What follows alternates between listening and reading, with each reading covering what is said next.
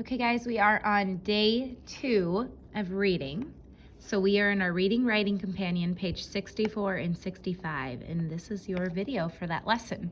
So let me go to that page and show you what we're doing today. Page 64 and 65 is the vocabulary page. So I opened my Wonder site, and I will show you in your packet. You also got these 4 words, your vocabulary words, and I'll go through the words with you. The first word is drops. Drops. There are drops of water on the plant. Let's see if this is a video. Drops. It is. Drops are small amounts of liquid that fall in a round shape. All right. There are drops of water on the plant. Okay. So in your book, drops are small amounts of liquid that fall in a round shape. There are drops of water on the plant. Where else have you seen drops of water? And that is also your question in your book. Where else, or where do you often see drops of water? So think about that one. Remember, this is kind of like a journal. Just do your best. I'm going to move on to excite. You can pause the video if you need to.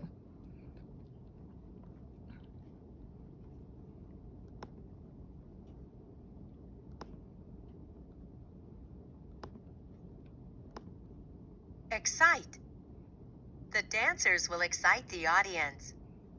Good. So, things that excite make a person feel happy or eager. The dancers will excite the audience. What can excite you when you go outside? And your question in your book is, what show or event excites you? What excites you or makes you feel happy or eager? You can pause that if you need to. I'll move on to our next word, outdoors.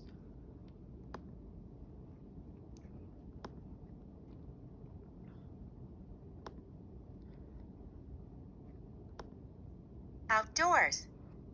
We played soccer outdoors. Let's see, this is a video. Outdoors. When something is outdoors, it is outside and not inside a building. Okay. When something is outdoors, it is outside and not inside a building. We played soccer outdoors. Name something you can do outdoors that you cannot do inside. And your question in your book is, what games do you play outdoors? Pause that if you need to. I'll move on to your next word, pale.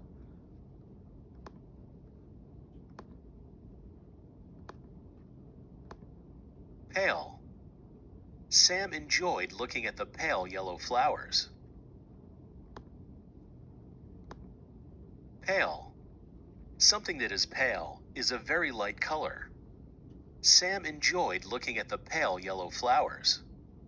What is the opposite of pale? That is also your question in the book. What is the opposite of pale? Now, on my vocabulary in my online piece, I don't have your next 4 words. Your next 4 words are poetry words, so I'll go through them with you. Your first word is alliteration. I like to read a poem with alliteration because I like to say words with the same beginning sound. So alliteration is when we have a sentence or a poem with the same beginning sound. What 3 words, write 3 words with the same beginning sound. So you could do something like cat, cape, and cake. Try not to take my example though. And try 3 words with the same beginning sound for alliteration. If you want to challenge yourself, maybe you could write a sentence with alliteration. Your next word is antonym. Light and dark are antonyms because they are opposites. So antonyms are opposites. What is an antonym for fast? If you're not fast, you're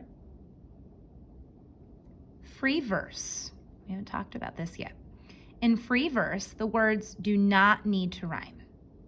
Would you rather write a poem that is free verse or rhyming? Tell why. If you want to challenge yourself, you can tell me why. But free verse basically means the words do not rhyme.